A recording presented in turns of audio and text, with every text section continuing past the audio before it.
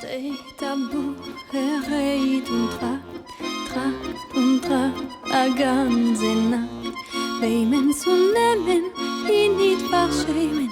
Bei men zu nehmen, e nicht Olá, verschämen. bem-vindos ao 8º episódio dos Encontros Espirituais.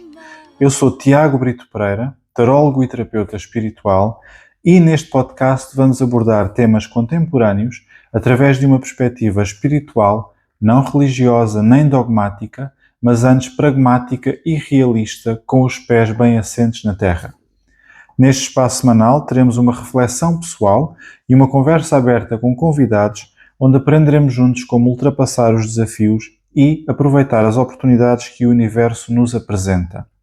Esta semana vamos falar de doenças autoimunes, qual a sua relação com a espiritualidade e como os doentes lidam com estas condições diariamente. Vamos ter como convidada da segunda parte a Sara Bonucci, licenciada em Bioquímica e mestra em Biologia, que é doente de Crohn desde os 18 anos. Vivemos num tempo em que cada vez mais pessoas enfrentam doenças autoimunes. A doença de Crohn é uma dessas condições.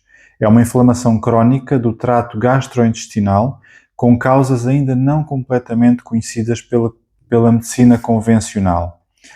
E, do ponto de vista espiritual, será que isto é apenas uma doença do corpo ou estaremos a refletir algo mais profundo? As doenças autoimunes são por si um paradoxo. Para se defender do que pensa ser uma ameaça, o nosso sistema imunitário ataca o corpo que foi programado para defender.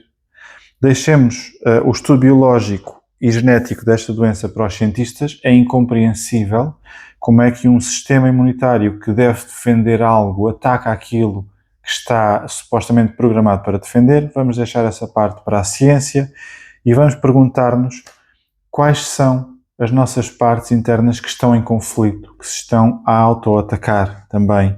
Que partes da nossa identidade ou que emoções reprimidas estarão em conflito interno, em implosão, por não terem sido escutadas, e como podemos melhorar este desequilíbrio para controlar melhor os sintomas que depois se manifestam a nível físico de uma doença que já sabemos à partida ser incurável. No caso da doença de Crohn, o intestino delgado e o cólon são os órgãos mais afetados, estão relacionados com o plexo solar e o chakra sacral. O plexo solar fica situado na zona do estômago, correlaciona-se com a autoestima, com o poder pessoal, com o ânimo, com a determinação e com o controlo.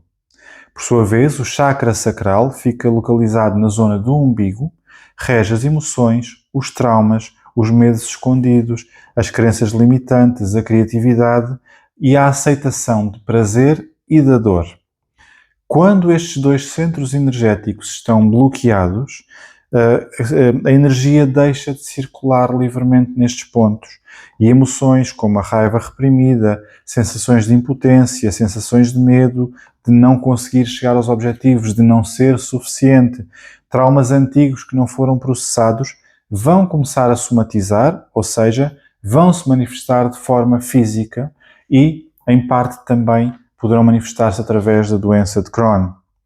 Seria, obviamente, ridículo afirmar que a doença de Crohn é causada exclusivamente por um bloqueio energético. Isso não é verdade. Existem outros fatores biológicos, genéticos. Uma vez mais, há ciência o que é da ciência. Porém, o que a minha experiência a nível espiritual me diz é que a resolução dos bloqueios energéticos vai ajudar muitos doentes de Crohn a ter uma vida o mais perto do normal possível.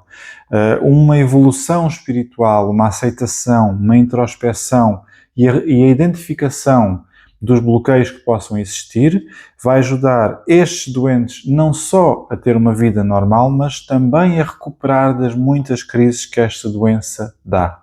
Esta e outras doenças autoimunes. Mas especificamente aqui estamos a falar do Crohn.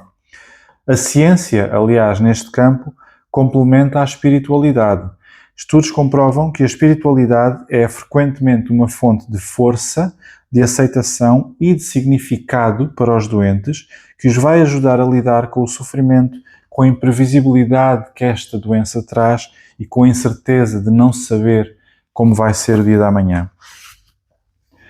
Investigações científicas concluem que muitos pacientes não se refugiam apenas em práticas religiosas, mas num sentido mais amplo de uma conexão com algo maior, o que vai contribuir para a resiliência emocional e espiritual, pelo que integrar a dimensão espiritual na saúde pública pode melhorar significativamente a qualidade de vida e o bem-estar destes doentes e promover uma abordagem mais holística, mais compreensiva, não só por parte dos profissionais de saúde, mas também do próprio doente, não se focando apenas num aspecto e tentar abordar o tema de forma mais completa, complementando a medicina convencional com a cura emocional através da psicoterapia e de outros tipos de terapias psicológicas e ainda complementando ainda mais com a parte espiritual, criando assim uma abordagem holística, como eu disse há pouco. A ciência vai basicamente complementar aquilo que muitos terapeutas espirituais já intuíamos. A mente, o corpo e o espírito não podem ser tratados de forma isolada, devem ser tratados como um todo. Então, como é que eu posso fortalecer a minha energia quando o meu corpo parece estar em constante alerta? A primeira fase é aceitação. Essa é a chave. Aceitar que eu tenho de passar por isto, que é uma doença que me surgiu e que eu vou ter de lidar com ela, é fundamental. Não se consegue fazer mais nada sem este primeiro passo. Atenção, aceitar não é resignar-se. Aceitar não é, ok, sou doente, coitadinho de mim. Aceitar é aceitar e abraçar a realidade tal como ela é, sem cair na armadilha da culpa, do julgamento ou da frustração. Devemos aceitar que a dor também é uma forma de fortalecimento e crescimento emocional e espiritual. Por outro lado, em segundo lugar, devemos nutrir a nossa energia com práticas como o Reiki, a meditação, banhos de sal, a acupuntura, tudo aquilo que eu sinta que vai fortalecer a minha energia. O objetivo não é curar, atenção, uma vez mais, curar no sentido literal, mas sim reequilibrar a energia para que o corpo consiga lidar com este desafio da melhor forma. A terceira chave será reconectar-nos com o prazer e a alegria, mesmo que de formas pequenas e simbólicas, pequenos gestos que me tragam prazer dentro do que são as minhas limitações. Uma doença como o Crohn pode ser profundamente limitadora, mas nós conseguimos, mesmo dentro da nossa limitação, encontrar pequenas fontes de prazer, encontrar beleza nas coisas, mesmo nos dias mais sombrios. Há pouco eu falei da aceitação, e estou a falar agora da aceitação da dor no sentido espiritual. Isto é a última chave e é a chave que desbloqueia todo o resto. Porquê? A partir do momento em que eu aceito a dor, em que eu aceito uma condição, principalmente uma condição como esta doença, eu estou a retirar-lhe poder. Ou seja, muitas pessoas conseguem equilibrar os pratos da balança, digamos assim, dizendo assim, ok, eu tenho esta condição, eu vou aceitar que tenho esta condição, eu vou aceitar que tenho dor, eu vou aceitar que tenho estas limitações e nestes dias eu vou ter dias diferentes. Haverá dias em que é bom, haverá dias em que não são tão bons, haverá dias que não são tão bons. Portanto, é mesmo uma questão de aceitação. Retirar poder a esta condição vai, naturalmente, fortalecer a pessoa. Ao ponto que muitas pessoas com doenças autoimunes tornam-se, ao longo do tempo, elas próprias curadoras, comunicadoras e fazem e recorrem muitas vezes também à expressão artística, entram no mundo das terapias porque a dor que foi aceitada foi mitigada, foi de alguma maneira dominada do ponto de vista energético e emocional e por sua vez eu sei que se funcionou comigo eu posso transmitir a minha receita a outras pessoas. Portanto, a dor vai nos obrigar profundamente a olhar para a nossa consciência e, por vezes, leva-nos a encontrar um propósito que nunca tínhamos considerado. A Sara, a nossa convidada da segunda parte, é um exemplo perfeito deste que eu estou a descrever neste momento. Vamos saber com a Sara como é possível transformar o sofrimento numa luz que vai guiar os outros, que também nos vai guiar a nós e que nos permite viver sem máscaras, sem vitimização, sem fingir que está tudo bem, mas encontrando sempre o mais positivo nos dias que esta doença nos dá. Não percam a segunda parte, eu estou certo que vão gostar. Até já!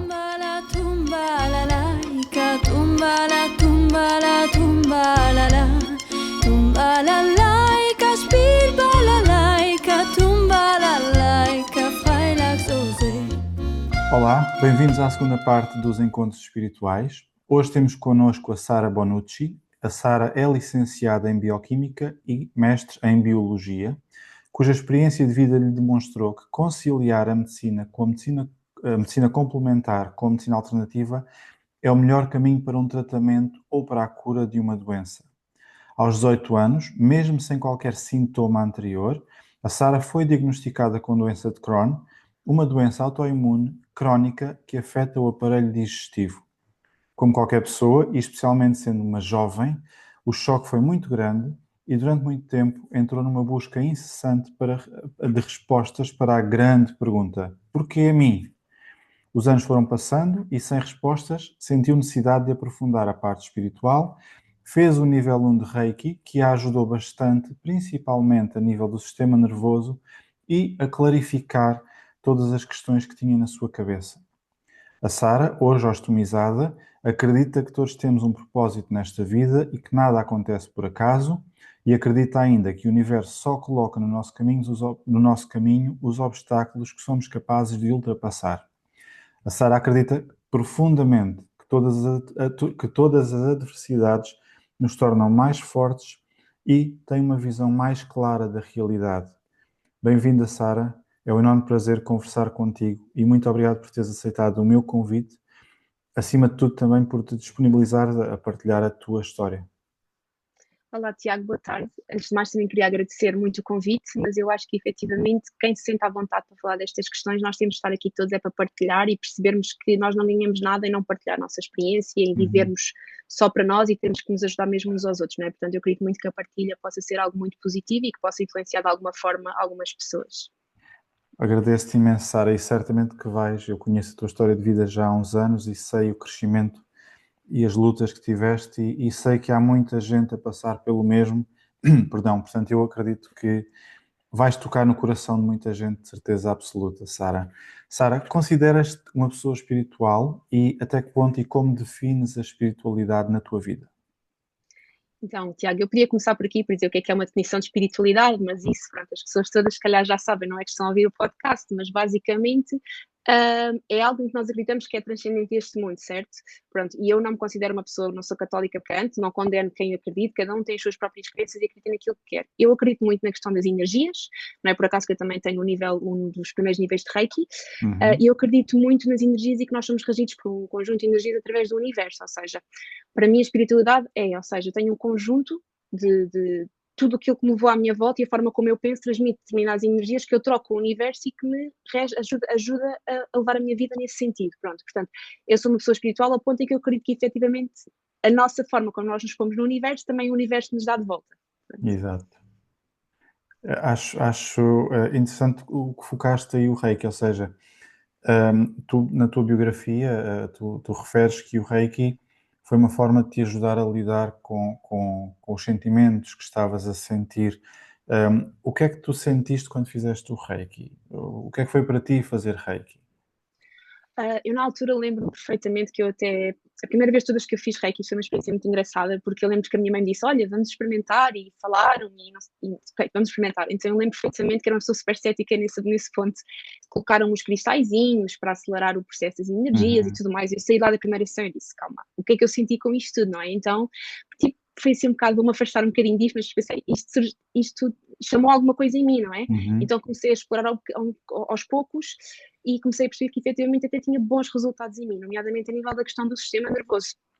E depois então eu disse, ok, surgiu a oportunidade de fazer o primeiro nível de Reiki e eu fiz e percebi que realmente nós, acreditem ou não acreditem, cada pessoa acredita naquilo que quer, eu comecei mesmo a sentir efetivamente as coisas e a energia que o universo me transmitia e eu, pronto, ok, isto realmente pode mesmo ajudar, ao ponto de que é o que eu costumo dizer, nossas mãos queimam, não é? Muitas vezes, e eu senti efetivamente as minhas mãos a queimar.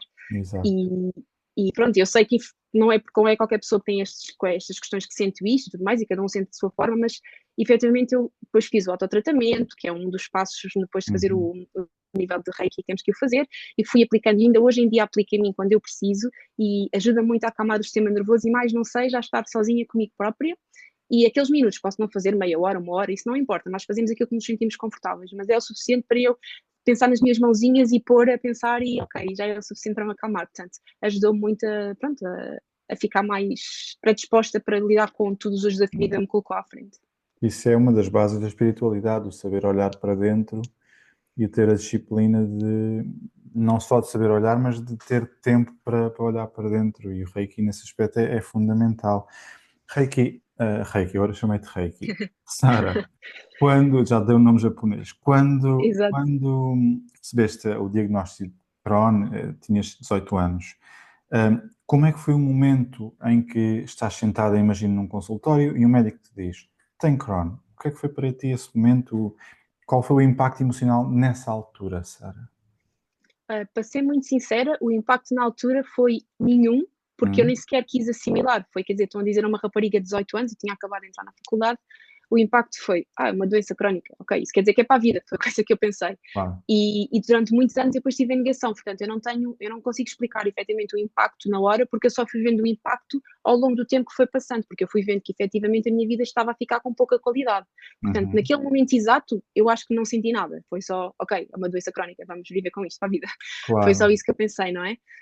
Tenho noção que o impacto foi bem mais às pessoas à minha volta, porque eu também tinha familiares com Crohn na família e sabiam bem o que isso era, mas a minha percepção da gravidade da situação começou a vir só ao fim de 1, 2, 3, 4 anos, porque quer dizer, com 18 anos o que nós pensamos é que queremos que não, queremos é viver a vida, não é? Queremos Claro. aproveitar, e foi ali aquele choque, foi só quando eu comecei a perceber que eu tinha que tomar opções na vida, que era fazer desporto, ir à faculdade, ir sair com os amigos, eu não conseguia ter energia para tudo, portanto foi quando eu percebi que tive que começar a gerir as coisas, que eu efetivamente comecei a perceber o impacto que é ter uma doença crónica, e Uhum. efetivamente não foi bom, não é? Porque nós começamos a perceber, ok, temos aqui umas limitações, mas por outro lado eu pensei, ok, eu tenho objetivo, eu quero chegar ali, não é por causa deste obstáculo aqui que eu vou ter Claro. que deixar, não vou conseguir atingir. Com mais dificuldade, mas consegui fazer o meu curso, arranjar o meu trabalho e cá estou para contar a história, mas pronto, sei que piorei a saúde no meio disso, não é? Porque eu devia ter respeitado a opinião médica e ter ficado quietinha, mas nós, tipo, às vezes quando nós temos os nossos objetivos e não é aquilo que nos vai parar, não é? Então, pronto, Ficar só quietinha caí como em mim assim? passado uns Os anos. médicos não queriam que tu continuasses os estudos, por exemplo? Não, os estudos eu podia continuar, mas eu fazia desporto de alta competição Ah. e depois dava treinos. Eu treinava, dava treinos, estava na faculdade, portanto, era muita coisa ao mesmo tempo. E muitas vezes eu lembro, eu nunca fiquei internada, eu fiquei mesmo mal em casa, não é? Não estava em condições, mas eu dizia à médica: eu não venho para o hospital, se for deitar e brincar comigo. E depois eu fazia tudo na mesma. E eu tenho plena noção que não ter respeitado nesse sentido, se calhar piorou um bocadinho as coisas, mas fiquei com a consciência tranquila porque eu não deixei de viver a minha vida, não é? Eu pensava, não é isso que me vai parar, eu não sou diferente Exato. dos outros. Portanto, não te vitimizaste, nem entraste aqui numa Não. espiral de coitadinha de mim, agora estou doente e agora não posso fazer nada, não é? Não, ao início eu perguntei porquê a mim, não é? Ou seja, porquê é que eu tenho Hum. uma doença, porquê é que eu vejo toda a gente saudável e à minha volta e porquê é que há tantas pessoas e eu não desejo mal a ninguém, cada um é como cada qual, mas há pessoas que, por exemplo, eu vejo à minha volta que gostam muito de ser vítimas e de passar por esse papel que eu acho que não faz sentido e eu pensei, eu que sou uma pessoa exatamente o contrário, porquê é que isto veio para mim, não é? Hoje em dia foi preciso passados quase 10, 12 anos, porque já vai mais ou menos 15 anos com corona, não é? Uhum. Foi preciso passar muitos anos para eu perceber o que aconteceu a mim por este motivo, que é para eu estar aqui, para ajudar outras pessoas, para eu perceber, mas pronto, nós já vamos aí se calhar um bocadinho mais à frente, podemos depois aprofundar, mas pronto, mas é isso. Sara, e em relação ainda aqui o que é que te levou ao diagnóstico inicial? Porque tu não tinhas sintomas, o que é que te levou ao médico?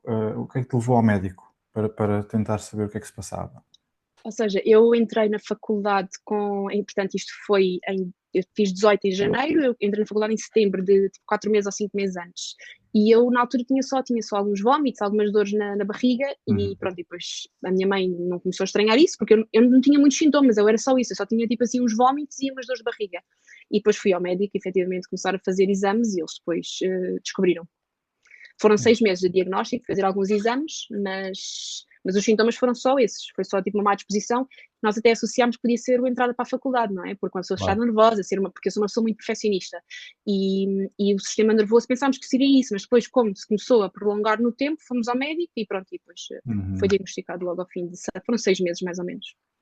Neste percurso que tens destes 15 anos, foste submetida a várias cirurgias, algumas delas bastante agressivas, digamos assim, tratamentos bastante agressivos, e és ostomizada. Para quem não sabe, ser ostomizado significa usar o saco, como as pessoas dizem. Como é que foi o processo de aceitação física e emocional quando passaste a ser ostomizada? Então, eu fiquei ostomizada aos 20, eu nunca sei se é 28, se é 29, foi em 2020, foi na altura do Covid. E, portanto, devia ter 28 anos, sim. E eu, na altura, ou seja, cerca de 3, 4 anos antes, já me tinha sido proposto ficar ostomizada. E eu, Hum. na altura, disse: não, não quero. Portanto, eu acho que tenho timing para acontecer. Eu disse: não quero, não devem estar a brincar comigo, eu não vou ficar com um saco na minha barriga, não é? Pronto, e não queria. E depois, passado 3 anos, infelizmente foi uma cirurgia assim mais de urgência, mas eu quando acordei foi um impacto muito positivo, por incrível que pareça, porque eu não estou aqui porque cada pessoa tem uma situação, cada pessoa é uma pessoa, não é? Mas eu tive muito tempo a processar o que é que ia ser ficar ostomizada, porque eu sabia que ia acontecer mais cedo ou mais tarde. Uhum. E quando eu acordei e não ter dores, acordei com um saco na barriga, mas eu acordei sem dores, para mim isso mudou tudo. Portanto, eu não me importo, já devia ter tido o saco há mais tempo. Hoje em dia eu digo, eu devia ter ficado com o saco antes. Mas pronto, nada acontece quando tem que acontecer, não é? Claro. Ou melhor, tudo acontece quando tem que acontecer. E pronto, portanto, uns anos antes eu disse que não queria, porque uma jovem com um saco não faz sentido. E depois, quando eu acordei da cirurgia, foi um mudar de vida, foi uma qualidade de vida que eu tenho que eu nunca tive, não é? A verdade é essa. E ainda aqui na questão da ostomização, Uh, como é que foi para ti, assim, uma pessoa jovem, portanto, 28 anos, ultra jovem, naquela idade em que nós estamos a desenvolver relacionamentos amorosos, relacionamentos de amizade, estamos a procurar construir uma vida, como é que foi para ti enfrentar desafios em situações, digamos assim, normais para outras pessoas, como ter uma relação amorosa ou estar num ginásio e tu fazias desporto? Como é que foi para ti essa mudança tão grande? Olha, eu gosto muito de comparar exatamente o momento em que eu fui diagnosticada com o momento em que eu fiquei hospitalizada, porque quando eu fui diagnosticada e comecei a perder pessoas, eu não considero perder, é porque as pessoas não tinham que estar na minha vida, Uhum. começaram-se as pessoas a afastar por eu ser uma jovem com uma doença e que não conseguia viver o normal de um jovem. Quando eu fiquei hospitalizada, isso já não aconteceu, porque eu já tinha as pessoas certas ao meu lado, eu já tinha feito essa seleção natural, não é, das pessoas, portanto, em termos de amizades e de relações foi tudo muito mais fácil, porque efetivamente as pessoas sabiam quem eu era, portanto, quem estava comigo aos 28 anos, quando eu fiquei hospitalizada, eram as pessoas que eu já queria, são as pessoas que estão hoje na minha vida, não é? Portanto, Uhum. eram as pessoas, família, amigos, eram as pessoas que efetivamente já estavam ao meu lado e que fizeram todo, que me apoiaram nesse aspecto, portanto, nesse sentido, e uma simples ida, por exemplo, ao ginásio, uma praia, como melhorou tanto a minha vida, eu sei de pessoas que têm experiências terríveis e é complicado, mas lá está, e para mim pôr em cima da balança, eu ganhei uma qualidade de vida, portanto, Claro. eu adaptei-me logo, eu 3 semanas depois de ter sido operada, de ficar hospitalizada, estava na praia, com fato de banho e tudo mais, mas fui e fiz, portanto, efetivamente eu acho que o importante é nós termos à nossa volta um bom apoio, não é? E portanto tudo o resto se torna muito, muito mais simples, porque eu depois também sou uma pessoa muito bem disposta e estou sempre a brincar com a situação, e por isso, se nós também estivermos bem e mostrarmos que estamos bem, os outros à nossa volta vão levar a coisa também um bocadinho melhor, não é? Pronto, Uhum. e então efetivamente acho que temos as pessoas certas ao nosso lado, faz com que uma simples ida a um ginásio, uma simples musculação, uma simples amizade, uma simples ida a um café, muda tudo completamente, porque temos esse apoio e essa compreensão. E achas que os teus amigos e as pessoas que eram mais próximas, naturalmente afastaram-se aqueles que não deviam ficar na tua vida, mas isso acontece, infelizmente, ou felizmente, mas acontece com quase todas as mudanças drásticas que nós sentimos, não é? Eu tenho casos tive agora o caso de uma cliente que teve um incêndio em casa, infelizmente perdeu tudo, depois aquilo dá uma confusão com os seguros, enfim, essas coisas. E ela praticamente não teve quem lhe deitasse a mão. E quem lhe deitou a mão até foram pessoas que não eram muito próximas dela, antes do incêndio. E ela disse-me: Tiago, eu nunca pensei, ou seja, sentiu-se ao mesmo tempo abandonada e liberta, porque ela percebeu que aquilo era peso que trazia na vida dela e não. Portanto, agora, sentes que faz falta, eu estou a dizer isto apenas como uma introdução, porque eu estou-me a referir aos que ficaram na tua vida e àqueles que iam contigo à praia, que iam contigo ao ginásio. Sim. Sentes que faz falta mais educação ou de alguma forma falar-se mais abertamente deste tipo de condição, Sara?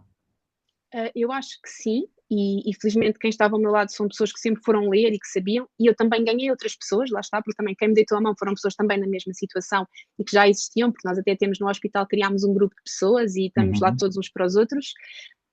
Mas efetivamente eu acho que não só a partir das pessoas procurar informação, mas com a partir do próprio doente, porque eu própria aprendi que, ok, eu tenho que pedir ajuda, eu preciso disto, eu, por exemplo, eu costumo dizer, eu tenho uma amiga minha que ela adora viajar e vai para sítios muito estranhos, e ela sabe comigo, eu já viajei com ela, e eu comigo ela não pode ir assim para sítios desses, né? Porque ela sabe os mínimos de coisas que eu tenho que ter, portanto, Exato. ela aceitou nesse sentido também, ou seja, ela percebeu efetivamente, e porque eu sempre expliquei, portanto, não só parte dessas pessoas, deve haver mais informação e falar mais sobre o assunto, e felizmente cada vez se fala mais, mas Uhum. também deve partir da própria pessoa, expor, dizer, ok, as necessidades que eu tenho são estas, pronto.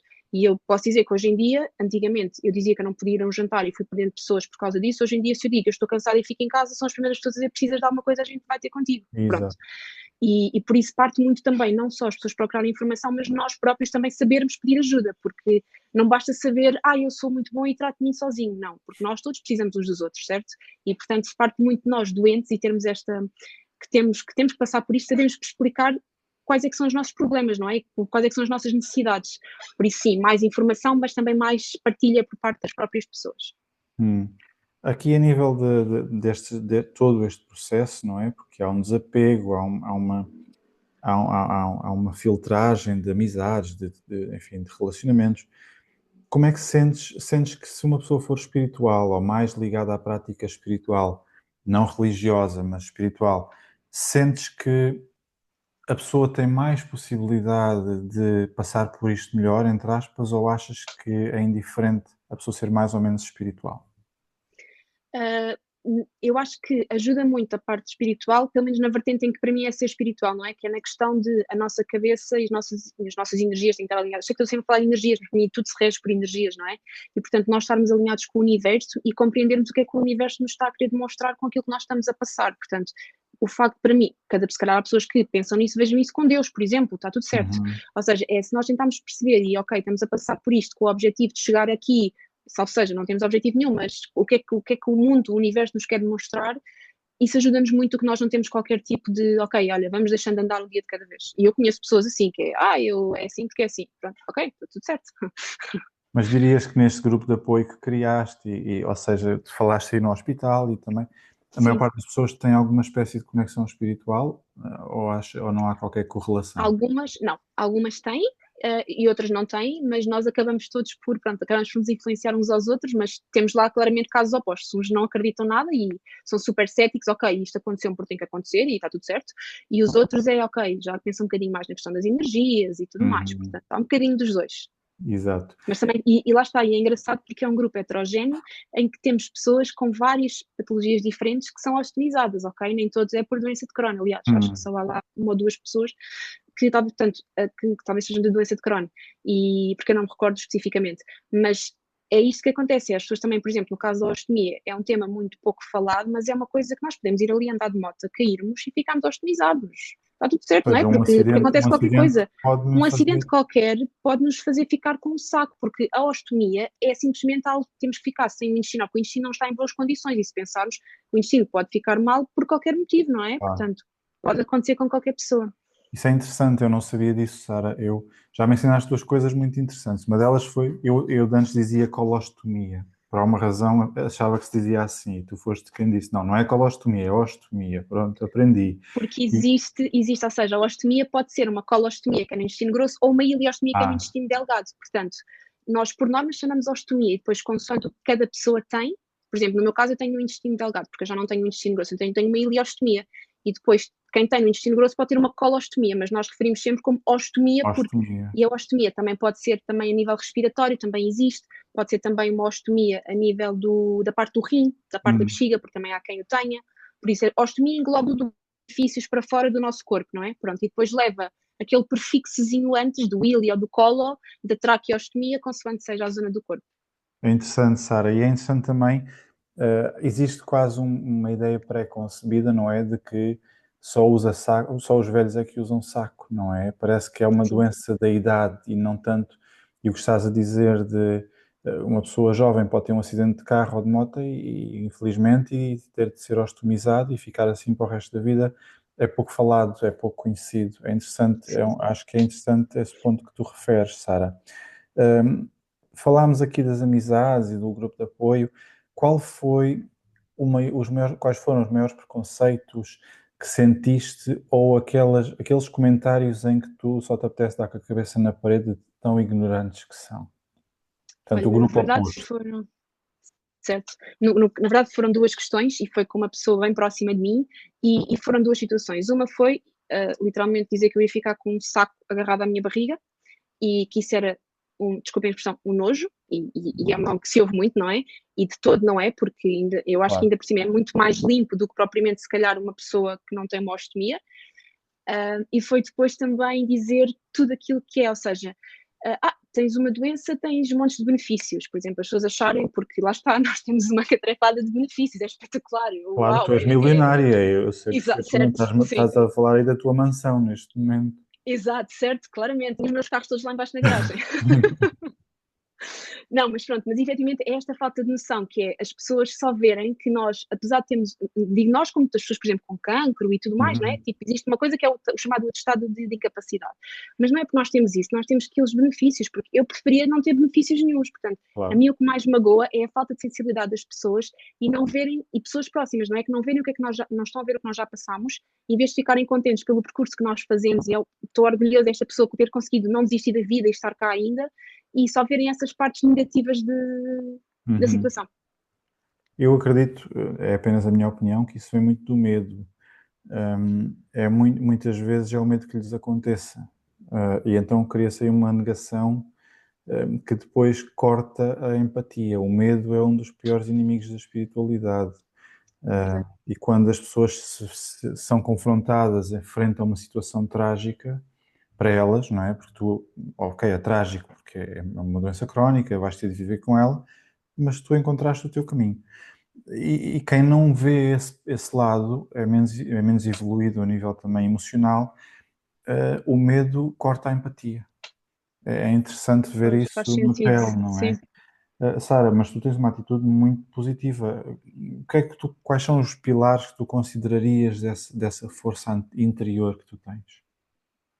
Olha, honestamente, essa é a pergunta que já me fizeram várias vezes e eu não tenho resposta para ela, porque efetivamente já me disseram que, por isso é porque tu estás a fingir isto ou aquilo. Não, eu não estou, ou seja, sabias que uma pessoa fica triste e que pensava a vida podia ser diferente? Podia, mas efetivamente eu acho que foi, como eu sempre fui uma pessoa que tinha os meus objetivos de vida muito bem marcados, eu sabia onde é que eu queria chegar e o que é que eu queria fazer na minha vida, e lá está, ter a minha mansão, os meus carros e tudo, sabia perfeitamente que eu queria chegar aí. Eu acho que foi por aí que eu me agarrei. Foi, ok, não vai ser, não é porque eu tenho uma doença que eu vou desistir. E, portanto, foi muito por aí que eu sempre fiz o meu percurso, não é? Foi porque eu não sei responder de outra forma, porque eu genuinamente eu não sei. A minha própria médica sempre me disse isso e eu não sei como é que eu consegui ter esta resiliência, esta força para efetivamente estar cá e pronto, e contar a história. Mas lá está, como também sempre fui muito bem acompanhada pelos meus profissionais de saúde, sempre tive muito apoio, e isso também ajuda muito, não é?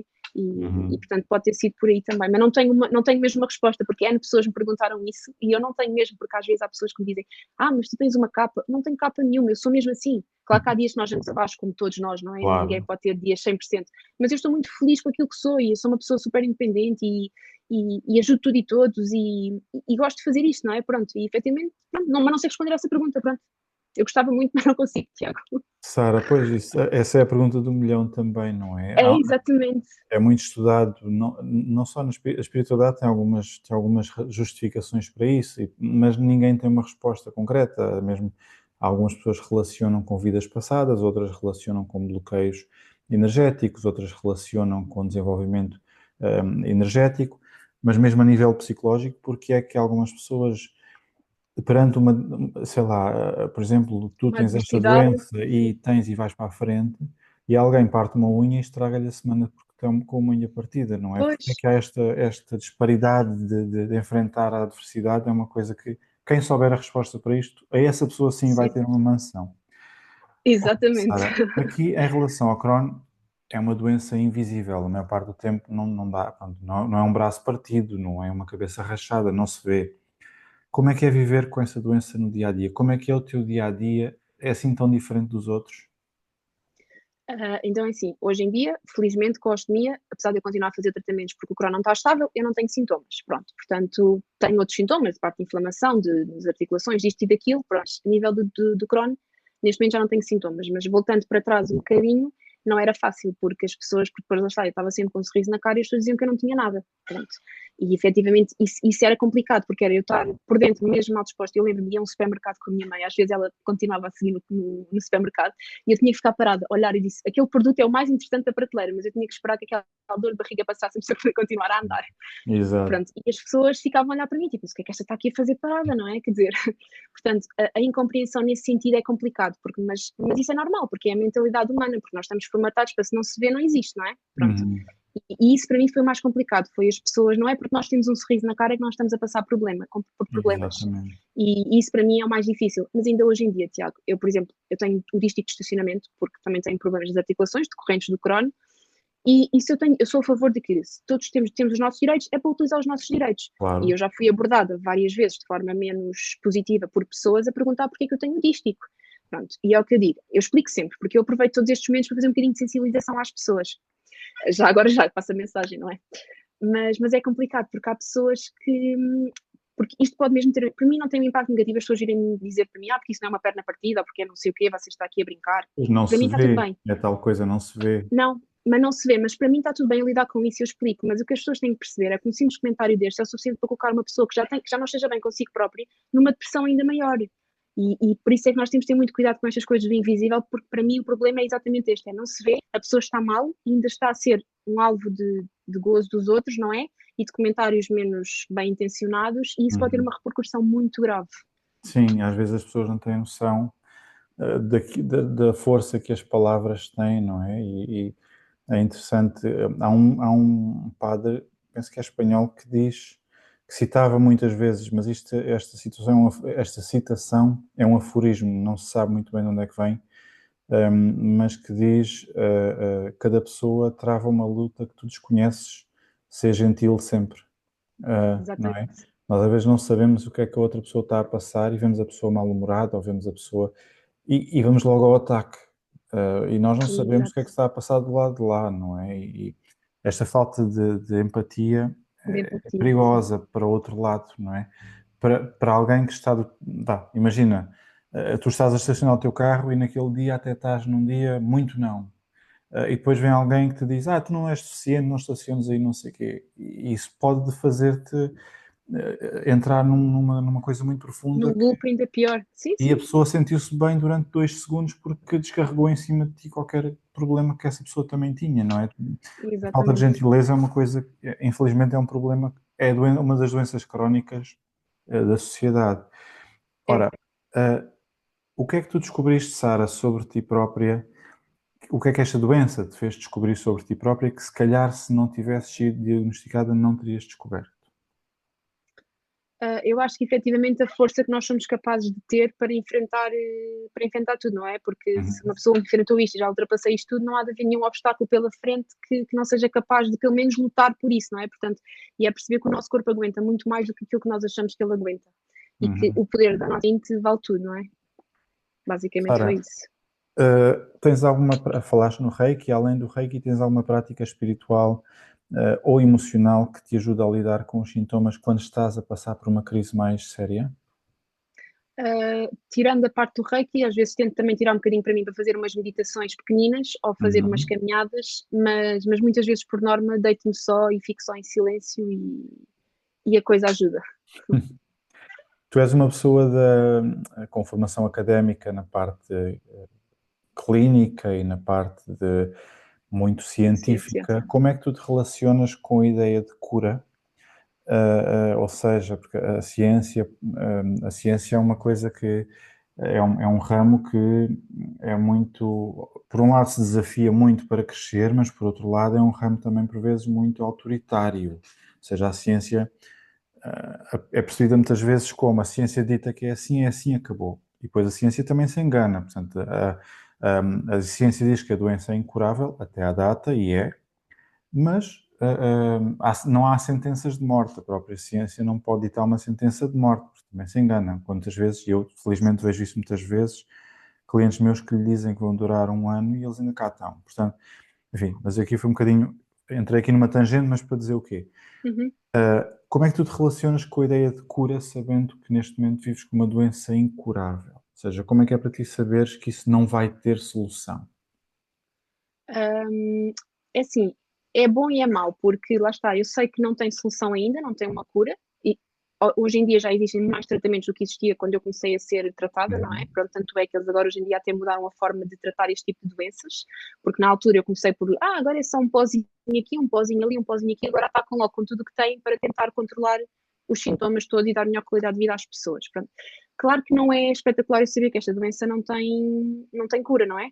Mas saber que existem formas de controlo e métodos que nós podemos tentar atenuar com medicação, e também, por exemplo, coisa que é muito associada a estas doenças é que dizem que, isso é aquelas pessoas dizem, não, calmante que isso passa, porque isto é do sistema nervoso. Portanto, certo, não é do sistema nervoso só, mas nós também estarmos muito calmos faz Uhum. muita diferença. Por exemplo, eu tive de tomar uma decisão, trabalhei 5 anos em investigação, e depois eu tive que sair. Cheguei a um ponto que eu saí porque aquele estilo de vida já não estava a dar. Também tinha uma chefia que era, pronto, que não compreendia aquilo que eu tinha. Lá está, voltamos àquela questão da incompreensão, de uma pessoa ir bem disposta para o trabalho. Pronto. Então eu tive que tomar uma opção. E neste momento a opção que eu tenho, eu estou em teletrabalho e eu sei que a minha doença não está controlada, mas está mais controlada, ou tem menos sintomas, porque eu não tenho a pressão de horários, não tenho a pressão do trânsito, não tenho a pressão de ter que acordar àquela hora específica para sair de casa. Portanto, aqui não existe cura, mas existem formas de tentar ganhar qualidade de vida dentro daquilo que nós podemos ter. Claro que, calhar, nem toda a gente tem essa opção, mas pronto, mas eu também tive que tomar, andei para trás muito na minha vida, não é? E tive que tomar opções, ok, vou receber muito menos, vou-me sujeitar a muito menos coisas, mas tempo é dinheiro e qualidade de vida é dinheiro, e portanto não tem cura, mas nós podemos tentar encontrar a nossa cura, entre aspas, e tentar controlar um bocadinho os sintomas de alguma forma. Acho excelente, Sara. Se pudesses deixar uma mensagem principalmente para os jovens que estão a receber diagnósticos de Crohn agora nestes tempos, qual seria a mensagem que lhes deixavas? Então, não ouçam só os vossos médicos, procurem grupos de apoio, procurem associações e falem com pessoas que já passaram por isso, porque não é porque o médico diz que o Crohn é muito complicado ou porque o médico diz que tens um Crohn muito leve, não. Cada situação é uma situação, mas efetivamente partilhar, como são doenças invisíveis, estar junto com outras pessoas e partilhar experiências. Portanto, acima de tudo, o falar e não se guardarem para si próprios, porque o que eles estão a passar, alguém se calhar já passou, não é? Porque existe já muitas pessoas com Crohn, infelizmente, e portanto é partilharmos a experiência e não, porque o médico diz isto ou diz aquilo, tudo bem, seguir as indicações médicas, certo, mas efetivamente partilhar e procurar ajuda e saber, pronto, e relacionar-se com pessoas que estejam dentro desse meio, porque eu sei que depois as pessoas têm muita tendência, mas os doentes vão se dar só com doentes, mas às vezes é preciso, porque partilham experiências e criam-se muito boas amizades por causa disso, Exatamente. e é necessário, portanto é as pessoas mesmo, eu fazer parte de uma associação de grupo de doentes, eu não sou doente, não, é a mesma coisa que os alcoólicos anónimos, não é? Estão todos ali Claro. sentados, então neste caso eu lá sou a Sara, tenho Crohn, pronto, estamos todos juntos e partilhamos experiências, não é? E não E podes beber basicamente é álcool, isso. imagino. Não posso, não devo, mas também não devo comer McDonald's, não devo uma série de coisas, não é? Mas pronto, vamos só tirar essa parte. Esta parte nós pomos um pi. Olha, Exato. Sara, em relação aqui aos médicos, agora é uma pergunta um conceito interessante. Para fora eu não quero dizer nenhuma baboseira, é a gastroenterologia que te segue, não é? Portanto, presumo que sim, Sim. sendo sistema digestivo. Fora dos gastroenterologistas, achas que perante o resto dos médicos existe conhecimento suficiente sobre a tua doença? Ou alguma vez tiveste experiências em que um médico que não é gastro atirou completamente ao lado e não percebeu nada daquilo que se passava contigo? Então, falando no privado, sim, apanhei vários médicos que mandam coisas para o ar e que não sabem o que é que estão para ali a dizer. Pronto. No público, eu tenho a experiência, exato, de ser que há pessoas que têm péssimas experiências, mas eu tenho uma boa experiência Uhum. e cada vez mais hoje em dia existem as equipas multidisciplinares e, portanto, nós temos o Centro das Doenças Inflamatórias do Intestino, o hospital onde eu sou seguida, e depois os médicos têm muitas vezes as reuniões multidisciplinares, portanto, eles acabam todos por ser um conjunto de médicos que lidam com aquele tipo de patologia, por isso hoje em dia essa questão eu já não sinto tanto porque eu acho que ou seja, no meu caso, por exemplo, eu sou seguida pela reumatologia, sou seguida na oftalmologia, sou seguida na parte de hepatologia, mas todos eles têm vários médicos que estão dedicados a este tipo de doenças, portanto, eles já não existe essa desinformação. Claro, num privado existe, muito, muito, muito no privado, porque é complicado. Porque não têm noção, porque no privado eles tratam as pessoas assim esporadicamente, não é? Não têm noção do Pois, que é, é das mais explicações disto e daquilo. compartimentado também, se calhar, não é? Exatamente, pronto, mas no hospital, quem tem esse apoio, por exemplo, eu sei que há pessoas que não têm, mas eu felizmente tenho, e cada vez mais eles lutam para que efetivamente existam centros de equipas específicas em determinados tipos de doenças, e isso ajuda muito a cortar essa desinformação dos médicos. Ok. Existe alguma pessoa que tenha sido para ti um exemplo de vida que também te possa ter ajudado a lidar com esta doença? Olha, houve uma pessoa que, infelizmente, já cá não está, faleceu o ano passado, e eu só conheci foi na altura que eu fiquei hostilizada, porque foi através de uma associação que me deram o Uhum. contacto dessa senhora, que ele dizia que eu era a filha dela, praticamente, que ela nunca tinha tido filhos, e ela disponibilizou-se logo, ajudou-me imenso, e criámos uma relação espetacular, pronto. E lá está, através de uma associação, porque eu conhecia, não é? Então ajudou-me muito, infelizmente passou por muito, mas tipo, depois também, portanto, faleceu de cancro, não foi do Crohn, não foi da ostomia, mas também tinha uma vida muito complicada. E, pronto, peço desculpa, mas isto. Estás à vontade. Mas pronto. E então, pronto, efetivamente, foi através de uma associação, porque a minha médica na altura, como eu estava com dúvidas, tinha que ser operada, olha, vamos dar o contacto de uma pessoa. E pronto, e ela aceitou, e eu falei com ela, e foi uma pessoa para mim que foi um grande exemplo neste. Claro, só surgiu em 2020, eu gostava que ela tivesse surgido no início, por isso quando eu digo isto às pessoas recém-diagnosticadas é procurem mesmo logo ter uma associação e pessoas de referência para vocês criarem uma relação, mas não seja, porquê? Porque por muito que eu vá falar, ninguém à minha volta que não tem uma doença, ninguém vai perceber. Por muito que a minha mãe tenha estado cá este tempo todo ao meu lado e continua a estar, Uhum.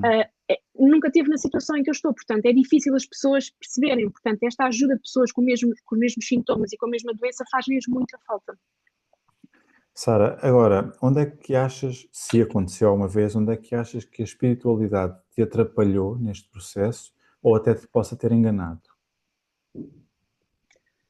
Um, eu acho que talvez ter acreditado demais, ou seja, ter pensado, ok, o universo hoje está à minha frente e vou ultrapassar e vou isto e vou aquilo, se calhar em certos momentos eu devia ter parado um bocadinho mais e ter-me questionado se calhar sobre outras coisas, mas eu pensei, não, isto é aqui porque há alguma coisa, né? E fui incessantemente procurar o porquê, mas se calhar devia ter parado um bocadinho mais para pensar e viver mais aquele momento e não ter saltado etapas e fases Exato. dessa compreensão e dessa aceitação. Mas não é que eu acho que tenha-me enganado, mas se calhar levou-me a induzir, ok, vamos saltar muito para a frente e vamos seguir nesta direção. Hoje em dia já fiz esse trabalho, portanto já está mais do que esse engano Uhum. comatado. Engano que não é engano, não é? Exato.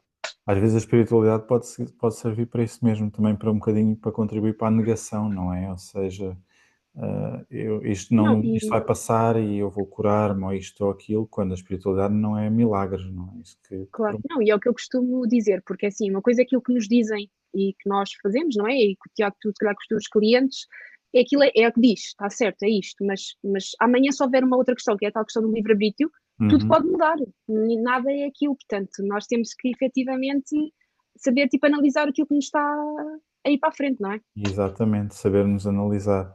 Excelente, Sara. Se não te importas, vamos terminar com 3 perguntas rápidas. Eu gostei muito de Sim, falar contigo. Estas 3 perguntas são iguais a todos os convidados e eu gostava que respondesses rapidamente e de acordo com a tua intuição, aquilo que te vier à cabeça. Alguma delas já terás respondido. Tens alguns hábitos ou rituais que te ajudem a lidar com o stress e a ansiedade e dos quais não prescindes por nada deste mundo? pronto. Muitos deles é de vez em quando fazer meditação, deitar-me a descansar e às vezes pegar no carro e ir só porque eu adoro conduzir e é tipo com música super alta no carro e vamos para esquecer os problemas todos. Esse é um muito bom também. E em que é que antes acreditavas com toda a fé, e era uma fé inabalável e ninguém te podia dizer o contrário, e hoje já não acreditas? Que efetivamente a pessoas boas nunca acontece nada, porque se há alguma coisa que a vida tem mostrado é que os bons vão todos à frente, não é? Pronto, nós estamos cá, isto até parece mal dizer, mas efetivamente que não é porque, ou seja, praticar sempre o bem, claro que sim, mas nós estamos cá todos, nós somos exatamente a mesma coisa, somos todos, ninguém é imortal, portanto, efetivamente temos todos que estar bem connosco próprios e ajudar uns aos outros, porque ninguém é mais que ninguém aqui dentro. Uhum. Por último, se quiseres recomendar um livro, uma série, um canal de YouTube, o que é que seja, algo que te ajude e que tu sintas que possa ser útil a outras pessoas. No seguimento daquilo que eu estava a dizer, sigo uma pessoa no Instagram, que ele é um monge budista que se chama Jay Shetty, e eu li um livro dele que se chamava, em inglês, é Eight Rules of Love, mas basicamente é 8 formas de amor. Eu acho que efetivamente é um livro e uma mensagem que muitas pessoas deviam ler e mesmo ouvir podcasts, que ele também tem podcasts, porque é importante, porque a maior parte das pessoas dizem que o amor tem a ver só com relações amorosas e casamentos, não tem, porque efetivamente se nós não tivermos o primeiro amor de todos é amor próprio, não é? E, portanto, se nós gostarmos de nós, vamos conseguir dar-nos melhor com toda a gente. E por isso, o amor para mim é o que rege o mundo, não é? Pronto, e a bondade, e estamos todos a ajudar uns para os outros. Portanto, eu acho que, efetivamente, recomendo muito esse livro e esse autor, e acho que toda a gente devia, pelo menos, ler um livro desses na sua vida, porque acho que passa uma mensagem muito, muito positiva. Nós vamos deixar o link para o livro e para a página do Instagram depois nos comentários do podcast, isso tudo, se alguém quiser depois ver. Obrigado, Sara. Gostei muito, muito, muito de falar contigo uma vez mais. Acho que o teu testemunho vai ser muito importante para muita gente. Acredito que sim Obrigada, também. Tiago. Sara, Obrigada pelo convite e espero que sim. E cá estaremos para tudo aquilo que for preciso. Temos que ser uns para os outros. exatamente. Muito obrigado também a todos os que estão desse lado. Se gostaram deste episódio, digam algo nos comentários. Se tiverem dúvidas sobre o que foi falado aqui, perguntem nos comentários, nós vamos tentar responder. Partilhem este episódio com quem acharem que possa fazer sentido ouvir estas palavras. Não se esqueçam de gostar, subscrever, essas coisas todas para não perderem os próximos episódios. Encontramos-nos na próxima semana, onde vamos falar sobre cuidados de pediatria, especialmente nos muitos benefícios da fisioterapia em bebés. Eu nem sequer sabia que se podia fazer tanta fisioterapia em bebés. Mas será muito interessante perceber quais são os benefícios, com uma profissional muito experiente também. Será para a semana. Muito obrigado e bem-ajam. Obrigado, Sara, uma vez mais. Obrigada, Tiago. Obrigado.